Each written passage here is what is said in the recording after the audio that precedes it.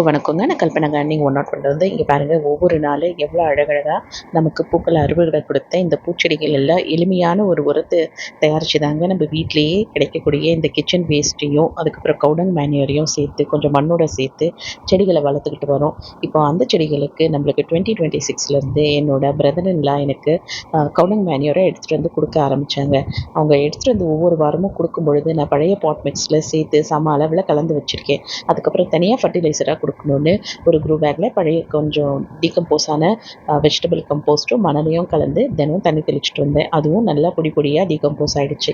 கூடவே நம்ம எப்பயும் தயாரிக்கிற இந்த vegetable compost December and January month ready பண்ணது அப்படியே டேங்க் கீழே எடுத்து வச்சுட்டேங்க. அது அப்படியே நம்ம இந்த காஃபி கிரவுண்ட்ஸ் மாதிரி பிளாக் கோல்டுன்னு சொல்லுவாங்க இல்லையா, வெஜிடபிள் கம்போஸ்ட்டு அதே மாதிரி ஆகிடுச்சுங்க.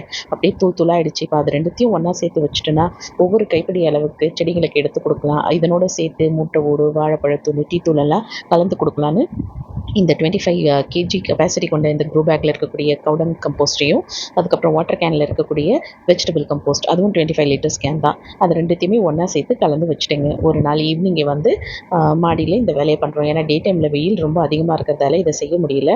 அதனால் இதை எடுத்து செஞ்சு வச்சாச்சு. அதே மாதிரி இன்னொரு வாட்டர் கேனில் இருந்தது. இது வந்து ஜான்வரி மந்த் ரெடியான கம்போஸ்ட்டுங்க. ஏன்னா நம்ம கரும்பு சக்கெல்லாம் அதில் இருந்தது.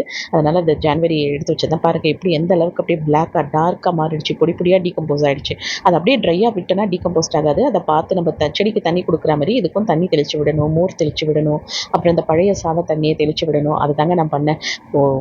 சிறுதுளி பெருவெல்லம் சொல்லுவாங்க இல்லையா, அது உண்மைதாங்க. நம்ம தினசரி கிச்சனில் கிடைக்கக்கூடிய ப்ரௌன் வேஸ்ட்டு அதுக்கப்புறம் க்ரீன் வேஸ்ட்டை எடுத்துகிட்டு வந்து ஒரு பின்னில் போட்டு சேகரித்து வச்சது நமக்கு இப்போ 100 கிலோ அளவுக்கு. இந்த மாதிரி நீங்களும் வீட்டில் ட்ரை பண்ணுங்கள். வீடியோ பிடிச்சிருந்தா லைக் பண்ணுங்கள். நம்ம சேனலை மறக்காமல் சப்ஸ்கிரைப் பண்ணிவிடுங்க.